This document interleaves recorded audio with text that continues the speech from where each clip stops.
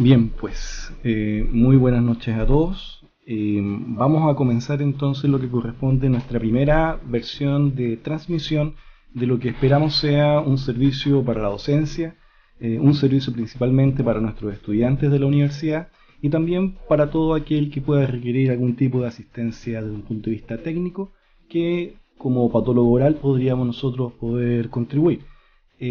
Así es que esta es una transmisión de prueba, es la transmisión de prueba 1 versión 2, porque anoche hice una y fue estuvo media conflictuada con la mezcla de sonidos que quise hacer. Así que esperamos ahora principalmente poder tener una retroalimentación con todos aquellos que nos puedan estar participando, especialmente a nuestros estudiantes de segundo año de la Universidad del Paraíso, para que así puedan contribuir a lo que pueda hacer mejorar este producto, esta intención de servicio y que esperamos principalmente que les pueda ser útil. La plataforma que estamos ocupando es YouTube y una de las particularidades que tiene YouTube es que este mismo canal dispone de un chat el cual está a un costado dentro del mismo canal de transmisión. Así es que, ahora sí. Decía yo que el chat del cual dispone YouTube puede ser nuestro mismo canal de comunicación que podemos estar utilizando para poder entonces mantener este diálogo que vamos a querer hacer. ¿Ya? Denme un segundito que voy a revisar una cosa.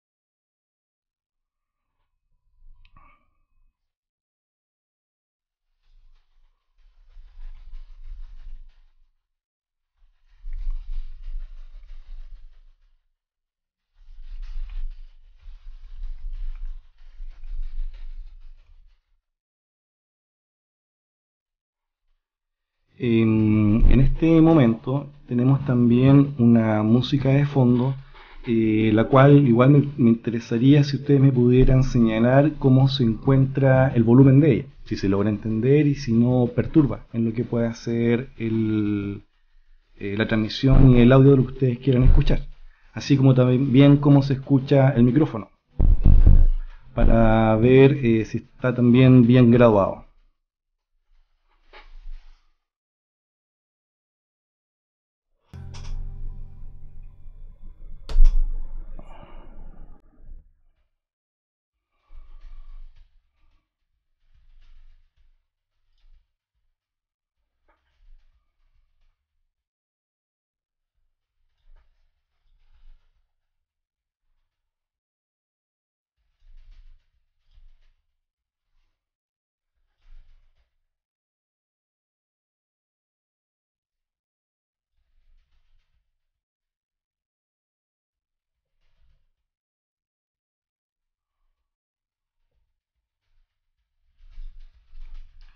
Ok, voy a bajar el volumen.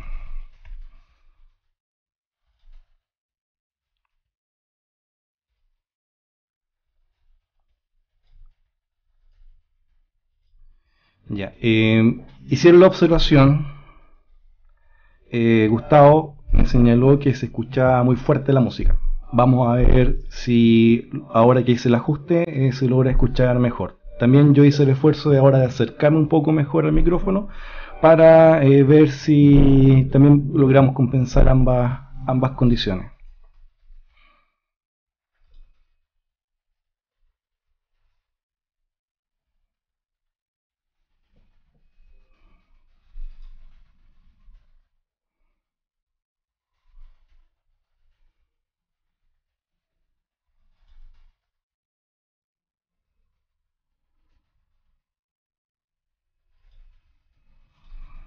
Ya. Gracias Gustavo nuevamente. Ahora lo que vamos a hacer, y una de las cosas que he ido descubriendo, es que es relevante que podamos nosotros también generar un tema para que así la conversación o el diálogo o la intención de comunicación se vaya también nutriendo a partir de un propio contexto en el cual podríamos hacer. Para esta noche traje como material para compartir la evaluación de un póster que me pidieron que revisara. El curso de medicina oral encargó a los estudiantes que prepararan diferentes temas y que fuera a su vez asesorado por lo que correspondía a nuestra participación para que este fuera mejor conducido. El trabajo que pidieron que revisáramos esta vez corresponde al de eritema multiforme. El eritema multiforme es una enfermedad que tiene su expresión en boca también, especialmente en la mucosa bucal, y vamos a compartir ahora lo que corresponde en los aspectos tanto técnicos del concepto, así como también los aspectos de los cuales uno debería de fijarse al momento de tener que construir una herramienta de comunicación como si es el póster.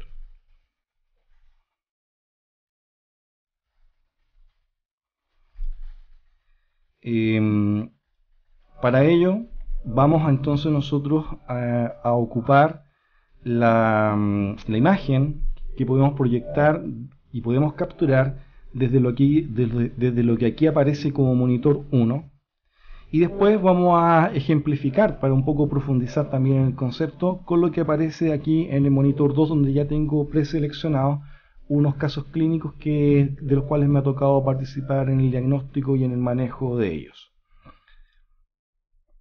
Vamos ahora a observar el monitor 1 y ver también la estructura del póster. Nosotros cuando hablamos de póster siempre hay que reconocer que corresponde a una forma de transmisión del conocimiento propiamente tal, o sea, en lo que implica el recurso, las oportunidades y los recursos de comunicación que puedan ser en cuanto a la difusión del conocimiento. Tenemos bien entendido que la publicación científica es lo más fuerte, es lo válido, es lo que también tiene mejor potencia de comunicación y también es lo que aspira a publicar todo investigador. Sin embargo, a pesar del importante rol que cumple el artículo científico, hay otras formas en las cuales también se debe cumplir con el rigor de la metodología científica y que a su vez también son parte de las formas en las cuales uno comunica su conocimiento. El póster generalmente uno lo utiliza o lo emplea en eventos científicos, en congresos, y de algún modo lo que busca es dar una síntesis en un pliego de papel, lo que implica la idea de trabajo de investigación probablemente tal. Recordemos que de investigar existen múltiples diseños metodológicos, existen también múltiples situaciones que pueden ser investigadas, pero el rigor del método científico es uno solo. Entonces la idea es que como en un pliego de papel se puede traspasar esa idea de lo que implica lo que el investigador quiere comunicar. En esta misma intención de comunicación, a veces vamos a tener que es un trabajo científico, a veces va a corresponder a la selección de una parte de un trabajo científico, también pueden ser revisiones sistemáticas o metaanálisis, que es mucho más complicado por hacer, pero también cabe dentro de esa categoría. Están también las opciones de investigación cualitativa, que es algo que por lo menos en nuestra área del saber recién está desarrollándose. Y también pueden tomar este mismo formato lo que pueden ser las revisiones o presentaciones de casos clínicos, y también lo que puede ser una revisión bibliográfica, entendiendo que todas estas opciones que hemos planteado y hecho ver, de algún modo todos deberían seguir el rigor de la metodología científica. Esto es partir con una pregunta de investigación, o algo que nos evoque esa condición, continuar con una descripción de antecedentes o metodológicos, la presentación de los resultados, la interpretación que se puede hacer de ellos, que entenderíamos nosotros como la discusión también, a partir de lo que implica el contrastar con lo que dicen otros aspectos de la literatura, y también poder llegar a una conclusión. Cuando nosotros, en el trabajo puntual que se quiso exponer en este trabajo de Eritrea Multiforme, nosotros podemos evaluar aspectos tanto como desde de la formalidad, así como también aspectos referentes a lo que es el contenido. Si abordamos en primera instancia los aspectos referentes a lo formal, siempre debemos tener presente que un póster es un medio de comunicación que debe de defenderse solo. Cuando planteo esto, lo digo bajo la óptica de que es común y se usa mucho que en cualquier evento científico, cuando nos toca exponer un póster, ese póster generalmente es presentado por su autor o alguno de sus autores. Esa misma situación de presentación te da pie a que tú puedas suplir o de algún modo corregir todos aquellos aspectos que no presentaste en el póster o que notaste que quedaron incompletamente presentados, y que esa posibilidad de que tú las comuniques verbalmente a través de una defensa de ella, te da a ti la posibilidad de que tú justamente complementes los que el póster no dijo o quedó deficientemente presentado. Personalmente creo que eso no debería ser. Personalmente creo que el póster debe de ser capaz de que su propia estructura le permita a quien esté revisando esa información poder encontrar todos los elementos que como comunicador, que como investigador tú quieras plasmar. Entonces, eso hace que el ejercicio de síntesis debe ser realmente bien dedicado. Debe ser capaz de entregar esa información que el investigador quiere, y también ser capaz de que se entienda solo, sin necesidad de contar con un mediador que te explique lo que tú tengas ahí escrito. Eso en cuanto a entender el valor de la estructura. Si nosotros empezamos a fijarnos en aspectos como el tamaño de la letra, el color, siempre nosotros deberíamos procurar entender que el tamaño del texto debe ser bastante grande, lo suficiente para que una persona parada de 1 metro y medio pueda leerlo de manera bastante clara. Junto con esta parte del encabezado que corresponde al título probablemente tal, debe ir al detalle de los autores, y también debe ir precisada la procedencia o bien la institución a la cual se encuentra el grupo de investigadores o estudiantes afiliados como institución. Entonces esos detalles deberían ser relevantes. En cuanto a la presentación de un logo corporativo, mi consejo es que sean los menos posibles. En este caso, como es un trabajo de universidad, bien es correcto que esté presente lo de la universidad. En ocasiones también se puede complementar con el logo mismo del evento. Por ejemplo, si nosotros vamos a un congreso de donde sea, de cualquier ciudad, de cualquier país, creo que también sería permitido y no caería en sobrecargar. El problema está, creo, cuando el grupo de investigadores pertenece a múltiples instituciones y vemos que al final toda esta parte, este encabezado está lleno de collage, de insignias, de chapitas, de cosas que en realidad creo que son innecesarias. Si hay abundancia de instituciones en las cuales pertenecen el grupo de investigadores, mejor acotar por uno o sencillamente no poner. Si son muchos, mejor poner el del evento, y así se evitan el conflicto. En este caso, como esta presentación está dentro del marco de una actividad académica, bien correcto está el hecho de que se pueda poner el logo de la institución. Entonces tenemos el encabezado con una letra legible, grande, que tú la puedas leer fácilmente a 1 metro, 1 metro y medio de distancia, y la imagen institucional, la individualización de los autores, y también indicar la procedencia, que sería lo que aquí no quedó expresado, pero debería ser.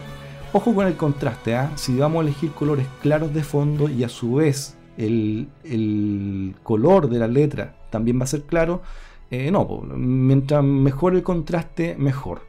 En este caso podemos ver bien cómo se resalta la letra del texto de la universidad, pero aquí siempre encontramos un poco más de dificultad, especialmente la distancia. Entonces acá mejor cambiar el color. Fíjense en el detalle cuando nosotros tenemos el gris de fondo con el blanco. Este blanco se nota mejor que lo que puede ser acá. Ya, entendido lo que sería la parte del encabezado, en la introducción debería de quedar expresado también lo que implica la intención de lo que el comunicador, del investigador quiere dar. En este caso el título es bastante elocuente porque busca describir la relación, o más bien aquellos cuadros de eritema multiforme que se desarrollan asociados a virus herpes. Entonces la intención del título es bastante claro, no debería haber ningún problema, y lo que nosotros deberíamos encontrar acá en el texto es efectivamente una relación que nos introduzca al problema. En términos generales, y uno como conocedor del tema, el eritema multiforme es una reacción inmunitaria rara que queda encasillada dentro de las reacciones de hipersensibilidad, que tiene mucho de las reacciones de hipersensibilidad tipo 3, aquellas que se generan por inmunocomplejos. Pero igual es difícil de clasificar y encasillar solamente en una de esas reacciones, porque en realidad el eritema multiforme es un cuadro complejo, pero sí estamos claros que es un cuadro de hipersensibilidad. En términos generales, este cuadro se ve desencadenado por diferentes circunstancias. Una de ellas va a ser el uso de fármacos, y ahí tenemos una lista bastante extensa de fármacos, y también se encuentra asociado a eventos de algunas infecciones. Hay algunas infecciones pulmonares como de neumococo, o algunas infecciones virales como el herpes, los cuales también actúan como desencadenantes. En todas estas circunstancias, te tomas el medicamento y transcurridos algunos días se desarrolla el eritema multiforme. O bien tienes el cuadro respiratorio pulmonar y a los días se desarrolla el eritema multiforme. O bien, en el caso del herpes, que es el título de este póster, puedes tener un evento de herpes y a los días desarrollar el eritema multiforme. Esperemos que el título, la descripción que aparece a continuación a modo de introducción nos permita reconocer la intención de este grupo de investigadores. Veamos, dice: enfermedad inflamatoria de origen inmunitario autolimitada que afecta a la piel y a las membranas mucosas, con un amplio espectro de manifestaciones y diversos grados de severidad, caracterizada por la aparición de lesiones llanas en la piel, acompañadas de ampollas o erosiones en la mucosa oral, genital y ocular. Si yo reviso eso, en realidad me doy cuenta de que no ha dicho nada de herpes. Tampoco nos ha explicado que es un cuadro, el eritema multiforme, que se sucede posterior a la exposición de ciertas condiciones particulares. Desde este punto de vista, esto me parece una mala introducción, ¿ya? Sigamos avanzando. Acá tiene un texto que es explicativo, dado que esta es una revisión bibliográfica. Veríamos acá que hay una intención de describir aspectos epidemiológicos, grupo que más se ve afectado, prevalencia que puede desarrollar, la posibilidad de recidiva. Después describe la etiología, pone el aspecto del herpes, que aparentemente es la primera vez que aparece el concepto de herpes. También describe como algunos analgésicos antiinflamatorios, también algunos antibióticos. Y después termina desarrollando un poco más este mismo cuadro, la etiopatogenia, describiendo que es una reacción de hipersensibilidad a un antígeno tipo 3, combina algo de la tipo 4, eso es así, y con ello cierra esta parte. Personalmente no es una estructura que me guste.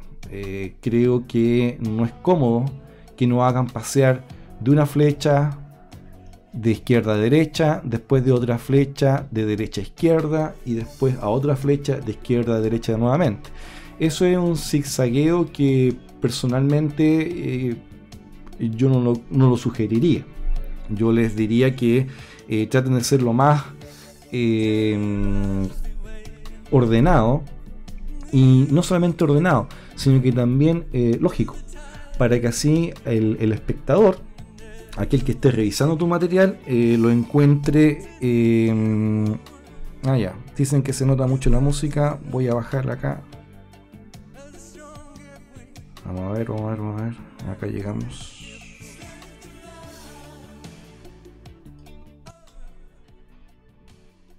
Ya, espero que haya bajado la música que me pidieron.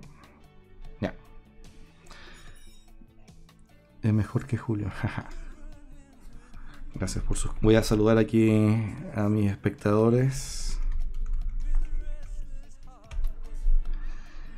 Bajé la música, me pidieron que bajara un poco la música, es lo que acabo de hacer. Bueno, y sigamos. Entonces le decía yo que tomar estos cuadros explicativos siguiendo de manera quizás apostar a algo no muy plano, quisieron hacer estos cuadros y sucesión de flechas, pero en lo personal, como les digo, tienen que ponerse en el lugar de alguien que está viendo varios pósters y que lo que más necesita es claridad y orden, y creo que esto, desde mi punto de vista, no lo sugeriría. Si nos vamos al siguiente cuadro, a la siguiente parte, habla de los aspectos semiológicos del póster. En cuanto a la semiología, señala que el eritema multiforme presenta reacciones cutáneas y mucosas que van desde un eritema, que eso corresponde a un enrojecimiento, hasta una necrosis generalizada con desprendimiento epitelial. Cuando nosotros hablamos de necrosis generalizada y desprendimiento, estamos aludiendo a la formación de ampollas o bulas que se van a caracterizar principalmente por lo extenso y lo amplio. Estas extensas lesiones pueden manifestarse tanto en piel como en mucosa. Aquí describe la lesión cutánea clásica, tiene forma de diana de 2 a 20 milímetros, suelen ser asintomáticas, aunque se han reportado casos de ardor y picazón. Nuevamente, si nosotros tratamos de focalizarnos de acuerdo a aquellas cosas que nos están pidiendo desde el título, en realidad vemos que el único momento en que aparece la palabra herpes es acá. Lo que es muy poco, entendiendo que el sentido del trabajo es justamente tratar de explicar la expresión de un eritema multiforme a partir de un herpes.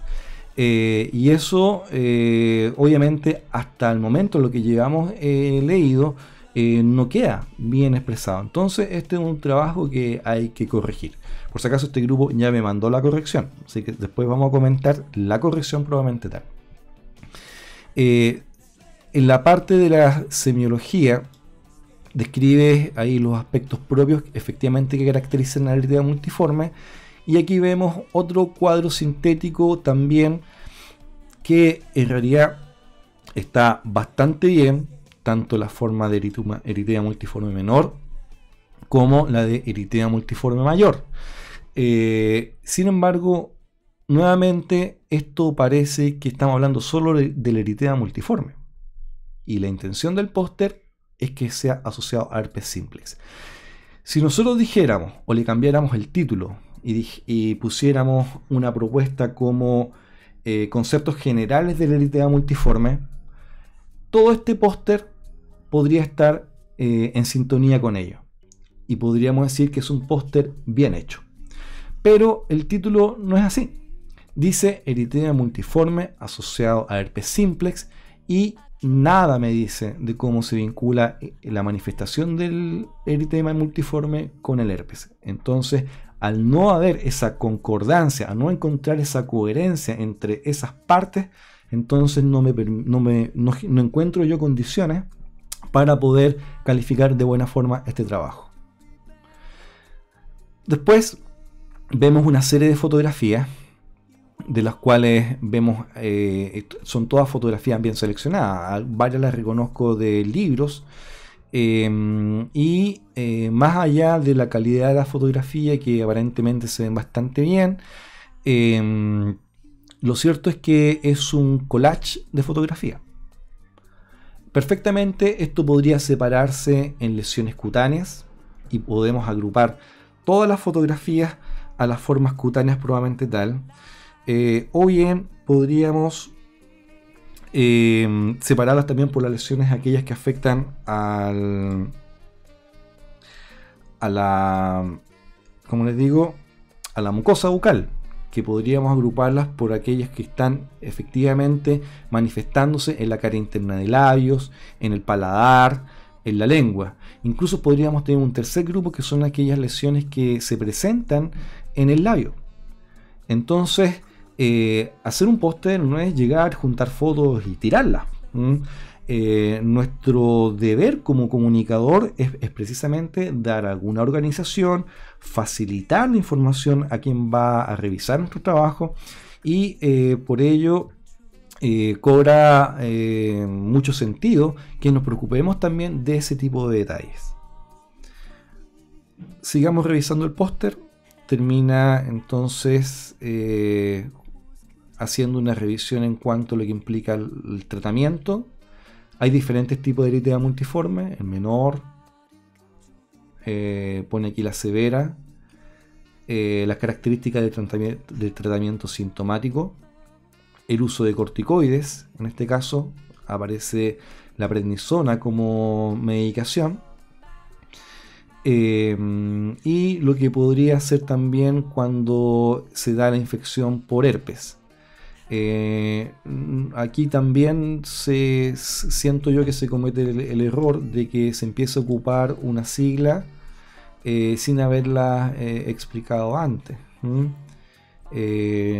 Nosotros VHS no, o sea, ahí está explicado, pero es como una introducción demasiado forzada. Creo que hay que mejorar la fluidez de este trabajo, hay que mejorar la lógica y por sobre todo dentro de lo que implica una interpretación correcta a partir de lo que se les pidió que revisaran, encontrar una mejor aplicación y vinculación de ambos cuadros, ¿ya?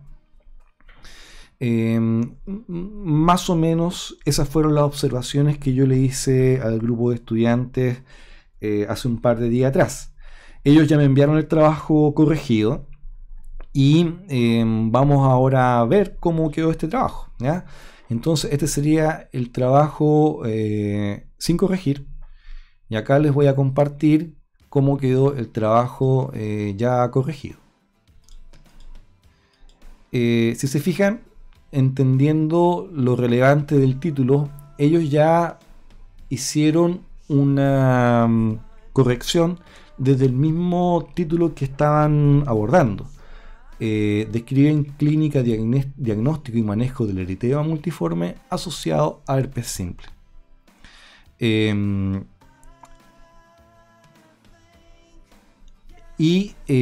Efectivamente lo que estamos viendo nosotros en este momento es que su corrección partió desde el principio.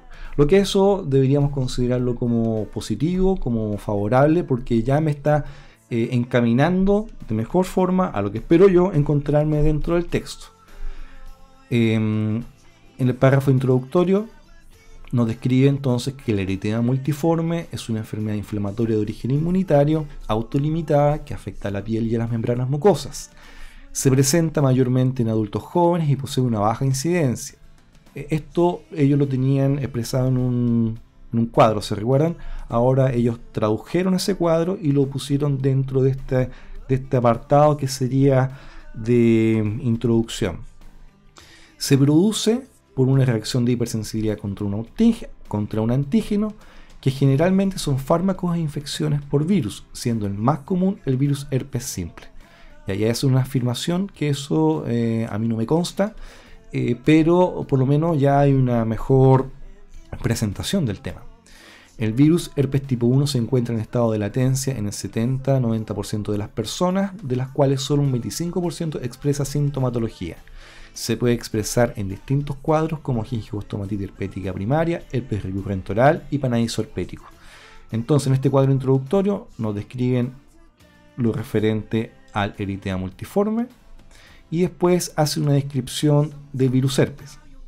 si bien la relación entre uno y otro está vinculado solamente en esta parte, en esta línea, lo cierto es que ya se tomó el espacio de describir de mejor forma lo que debía ser la intención del trabajo. Desde mi punto de vista hay un avance importante. Eliminaron un cuadro. Se recuerdan que antes tenían una parte de etiología y epidemiología. Bueno, ahora ellos fusionaron y solamente hablaron de aspectos de semiología, lo que me parece también más, me parece mejor. Y nos habla de la semiología del herpes, nos habla de la semiología del eritema multiforme y habla específicamente del eritema multiforme asociado a herpes. ¿Qué señala acá? Dice que las reactivaciones periódicas de virus herpes simple inducen recurrencia frecuente de eritema multiforme que se denomina eritema multiforme asociado al herpes. Cuando el virus herpes es el factor desencadenante, el eritema multiforme suele iniciar con lesiones a los 10 o 14 días después de una infección. El labio es el más comúnmente involucrado y los exámenes complementarios son de laboratorio para anticuerpos IgG e IgM para virus del herpes simple. Mejor, mucho mejor. Antes recordemos que solamente nos hablaban en la parte de semiología aspectos referentes nada más que al eritema multiforme.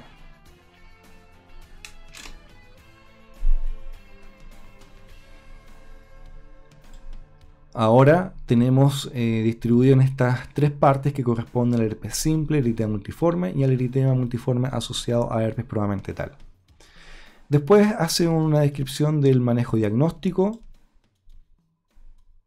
importancia de la anamnesis, de la semiología, y también habla de su manejo en cuanto a lo que implica la identificación del factor desencadenante, orientándonos hacia la suspensión del fármaco si es que es ello lo que lo desencadenó, o bien el manejo de la infección.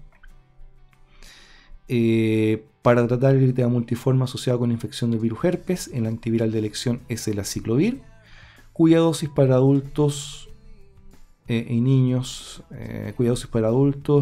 mayores a 2 años es de 200 miligramos 5 veces al día durante 5 días o 400. Bueno, ese detalle farmacológico siempre recordemos que está ajustado a la masa de la persona, cuánto pesa. Y en niños menores de 2 años la dosis se ajusta según el kilogramo, que en realidad eso es norma transversales para todos. Quizás a este póster hubiera sido relevante incluir un par de líneas a modo de conclusión, donde haga una síntesis de la estadística, de las eventuales complicaciones que puedan ocurrir, y de las orientaciones del manejo. O sea, como conclusión siempre se rescatan los elementos que tú quieres transmitir, dado que el póster es una estructura muy acotada en cuanto a espacio. La conclusión debe responder a la puesta del título o bien a la inquietud que pudo haberse presentado en la introducción, que aquí no quedó muy claro. Y que sería lo que yo le echaría de menos en esta parte, ¿ya? Eso sería una sugerencia que habría que darle a este grupo. Aquí al final pusieron la bibliografía, la cual es bastante acotada, pero creo que para lo que implica el esfuerzo de transmitir un trabajo de este tipo, no creo que deba ser más complejo que ello. He visto otros pósters donde ponen un listado de 20 a 40 artículos, y eso en realidad es, uno, innecesario, y segundo, que no tiene sentido. Si estoy citando yo a 40 artículos, en realidad todo el póster estaría consumido por las citas. Entonces hay que tener cuidado. Yo creo que entre 4 y no más de 8 deberían ser las referencias cuando uno está presentando este tipo de trabajo. Recordemos que es un trabajo acotado.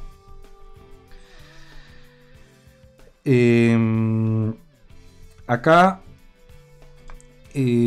como les decía yo, estamos acá revisando lo que corresponde a los pósters de este grupo de estudiantes. Y hemos visto entonces también cómo pueden ordenar. Aquí sí, una cosa importante. Fíjense el orden que le dieron a las fotos, ¿no? Quizás esta foto de la mano yo lo hubiera bajado acá para dejar todas estas expresiones que afectan a la piel. Y hubiera juntado todos los que corresponden a la cavidad bucal. Pero como sea, está mejor que el otro. Creo yo que está mejor. Así es que dudas, estimados, para aquellos que estén observando esto. No sé si tienen algún comentario. Vamos a dar un minutito para que puedan ir formulando sus preguntas y tratar de irlas aclarando en la medida que se pueda. A medida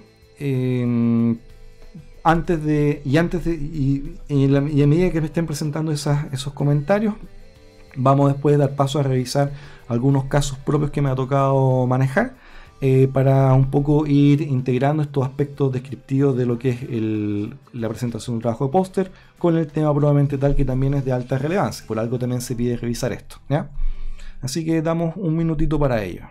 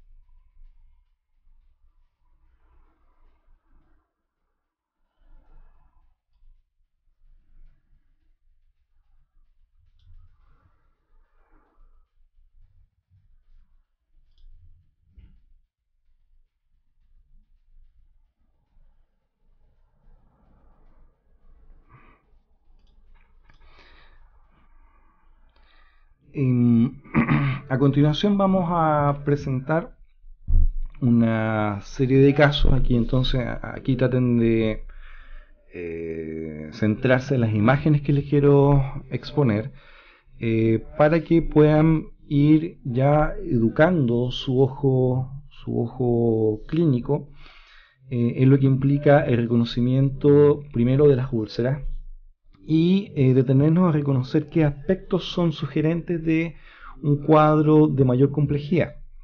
En términos generales, siempre debemos de tener presente que las úlceras corresponden a zonas donde el epitelio se ha interrumpido, es decir, cuando se ha perdido la continuidad de los epitelios, ya sea cualquier epitelio de revestimiento, epitelio de piel o epitelio de mucosa. En el caso puntual de los epitelios de mucosa, cuando estos pierden su integridad, su continuidad, va a quedar el conectivo expuesto.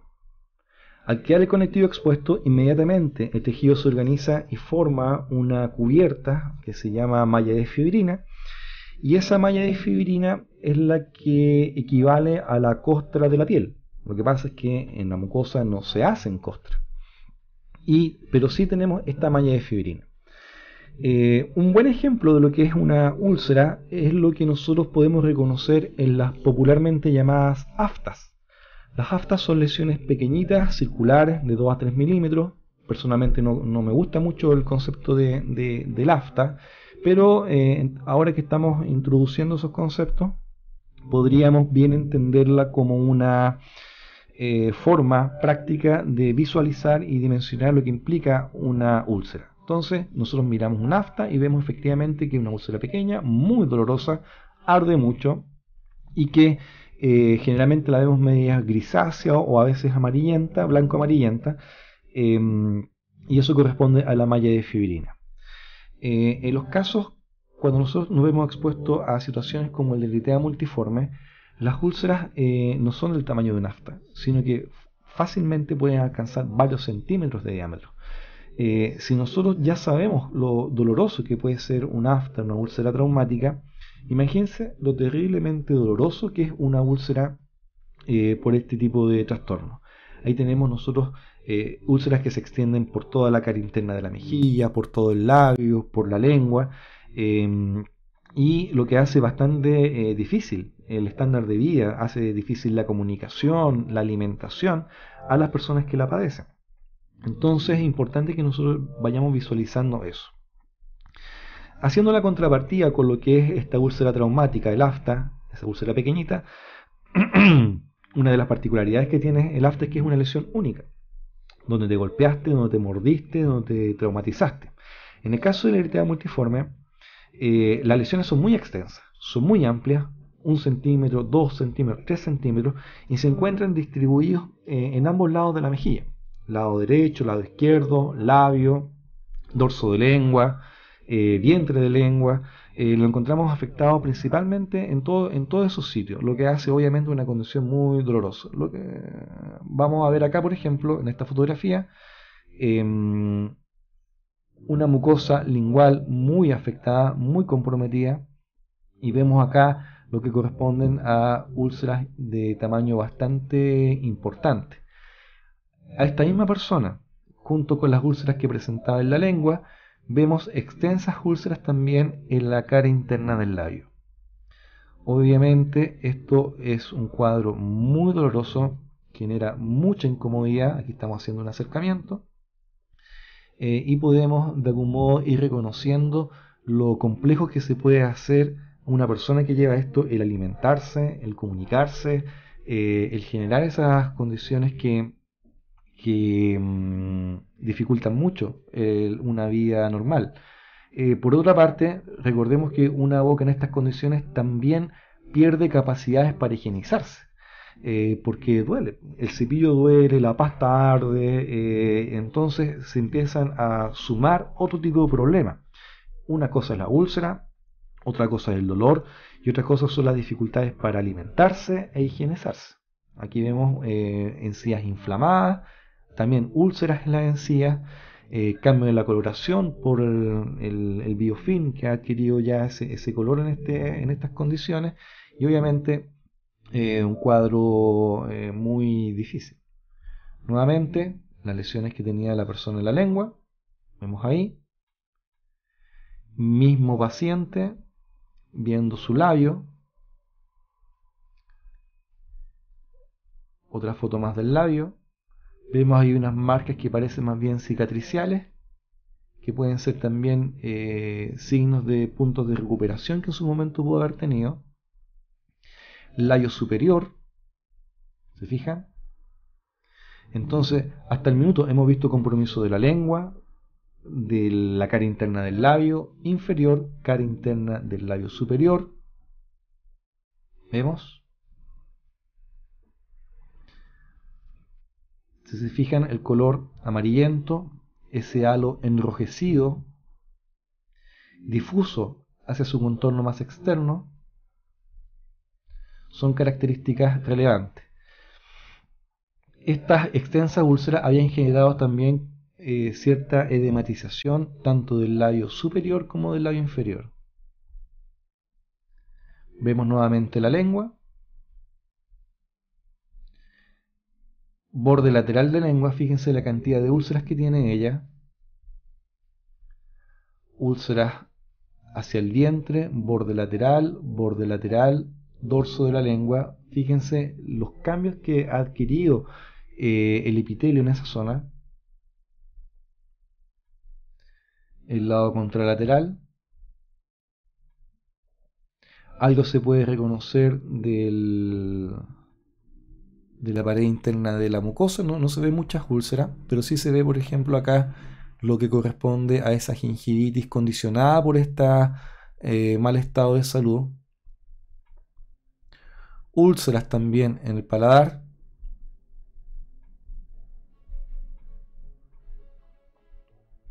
Nuevamente. Úlcera en el vientre de la lengua. Esto, lamentablemente, en las historias que nosotros nos toca ver, el paciente lleva varios días, varias semanas con estos problemas sin tener una claridad del diagnóstico. Muchas veces son mal diagnosticados como infecciones por herpes, siendo ya en esta condición no un herpes, o peor forma, muchas veces han sido diagnosticados como infecciones por hongos, como una candidiasis. Ni herpes ni hongos. Ojo que cuando nosotros hablábamos a propósito del tema del artículo, del póster, eritema multiforme asociado a herpes, en realidad es eritema multiforme posterior a una infección de herpes, donde en un primer momento hay herpes, el herpes se pasa y el eritema multiforme es el que continúa. Entonces vemos una continuidad de dos cuadros. Entonces en este tipo de casos pudo haber sido un herpes, pero en lo que inició el cuadro, pero en esta fase ya no es herpes lo que tiene, sino que el eritema multiforme. Ese tránsito de un cuadro a otro obviamente genera dificultades en lo que es la interpretación diagnóstica.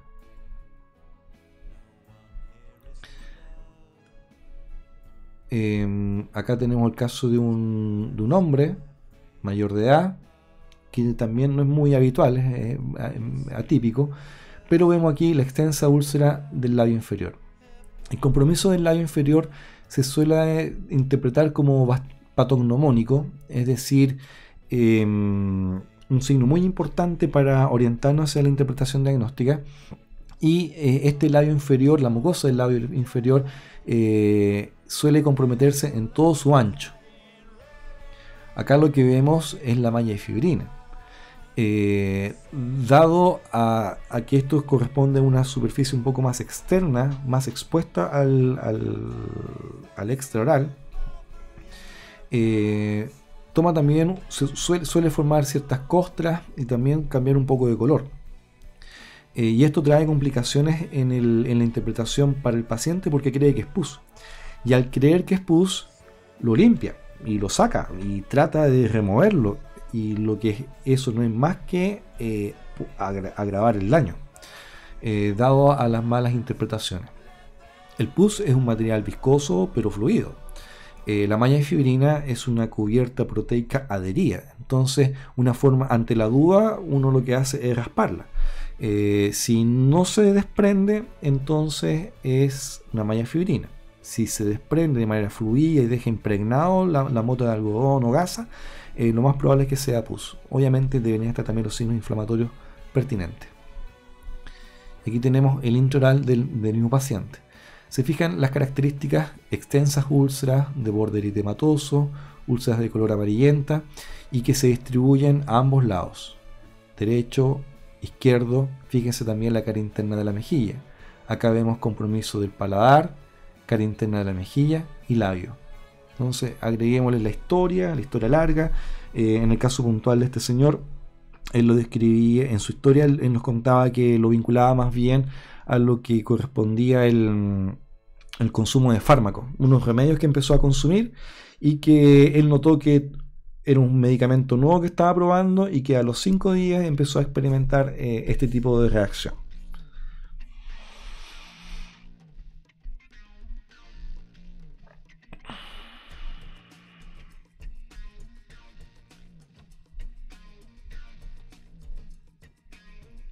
Otro caso, otra mujer, y vemos nuevamente el compromiso del labio. Ese es un signo bastante característico que nosotros lo tomamos como importante signo de apoyo para poder entonces conducirnos hacia la interpretación diagnóstica. Bien. Ya estamos prontos a terminar nuestra transmisión.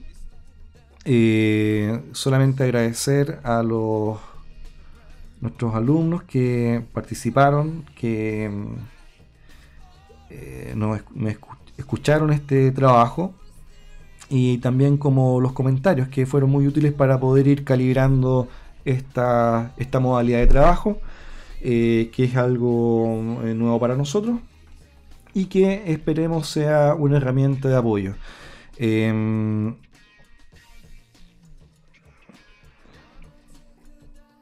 Y aquí Marcelo también me está dando algunos comentarios, los cuales agradezco. La idea entonces, como le decía, es ver si podemos darle continuidad a ello. Esta es la versión 1, versión 2 en realidad, transmisión número 1 versión 2, y esperamos ir mejorando esto a la medida que estemos avanzando. Así es que igual va a ser interesante que ustedes puedan participar, hacernos llegar sus dudas, dudas que pueden ser hechas a través de este mismo chat o también directamente al correo electrónico, para que así también, si tienen inquietudes, me las hagan saber, y a partir de sus propias inquietudes entonces yo pueda también estructurar algún tipo de trabajo para ustedes, que esa es principalmente la intención. Dado que estamos todavía en una fase experimental, no hemos establecido todavía un calendario, pero si se suscriben al canal le va a ir llegando la información de los eventos de transmisión, teniendo claro que estos eventos serían nocturnos, hoy en forma excepcional, creo que lo estamos haciendo temprano, pero la idea es estarlo replicando durante las noches, a eso entre las 10:30, 11:30 de la noche aproximadamente dentro de la semana, que yo creo que vamos a tratar de hacerlo por lo menos una vez a la semana. Como les decía, envíenme sus dudas, sus comentarios al correo electrónico a r.fuentescortes@gmail.com, o también a través del chat, para que así entonces, a propósito de sus propias dudas, podamos entonces ir construyendo y ordenando una sistemática de este material. Esto YouTube lo que hace con todas estas transmisiones, inmediatamente las graba y las publica. Así es que también va a quedar disponible esta misma presentación para que puedan ustedes revisarla en el caso que sea necesario. Cualquier comentario, bienvenidos serán. Muchas gracias y que tengan muy buenas noches. Y ahora a prepararse para ir a ver Game of Thrones. Que estén bien, buenas noches, que les vaya bien.